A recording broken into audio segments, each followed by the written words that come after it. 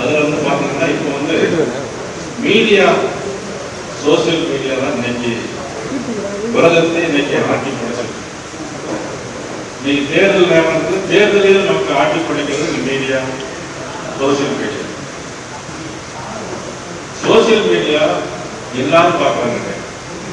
வயலில் நாட்டு நடத்திட்டு கூட ஏதோ போன் அடிச்சோம்னா வாட்ஸ்அப் என்ன போட்டுருக்கு அப்படின்னு அப்படி ஒரு விஷயம் அதுதான் பயம் சொல்லிட்டு அது அடுத்த நாட்டை நடத்துறாங்க. அந்த அளவுக்கு நீங்க மீடியா, வாட்ஸ்அப் நீங்க இல்லாத ஒரு இடம் கூட தமிழ்நாட்டில் கிடையாது.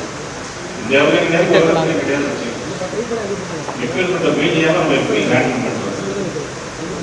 ஏன்னா ஒரு வார்த்தை லேச தவறி வந்துச்சுன்னா அது வியாபாரம் போயிடும். அதுக்கு நானே உதாரணம்.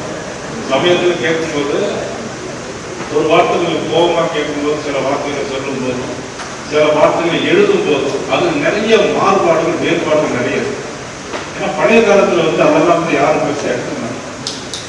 இந்த காலத்துல எதுவுமே எல்லாமே தப்பா பேசு, எல்லாமே ரைட்டாகவும் பேசும்.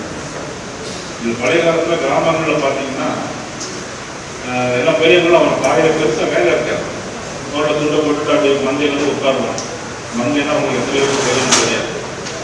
அது ஒரு திணையில போய் உட்காருவான். ஓ என்ன பிள்ளையார் வாங்க, ஓ என்ன செட்டியார் எப்படி இருக்கீங்க, என்ன தேவை எப்படி இருக்கீங்க அப்படின்னு கேட்பாங்க. அப்பெல்லாம் ஜாதியை பத்தி பேசுவாங்க, என்ன ஜாதி கூப்பிடுவாங்க. ஆனா அப்பெல்லாம் ஜாதி கிடையாது. அப்பெல்லாம் ஜாதி உதட்டுல மட்டும்தான். இப்ப எல்லாருக்கும் ஜாதி இல்லைன்னா உள்ளத்துல எல்லாம் நடிக்கிறாங்க. எல்லாருமே நடிக்கிறாங்க. உலகமே வாழ்க்கையே நடிப்பாங்க. அது இது சோசியல் மீடியா இதுக்கு ஒரு நடிப்பாங்க. வீட்டில் நிறைய பேர் இருக்க மாட்டாங்க, ஆனா மீடியாவில் நிறைய பேர் இருப்பாங்க. சோசியல் இதில் வந்து நிறைய பேர், ஆனா ஃபீல்டு தெரியாது. இதெல்லாம் நான் எப்படி ஹேண்டில் பண்ணணும் அப்படிங்கிறது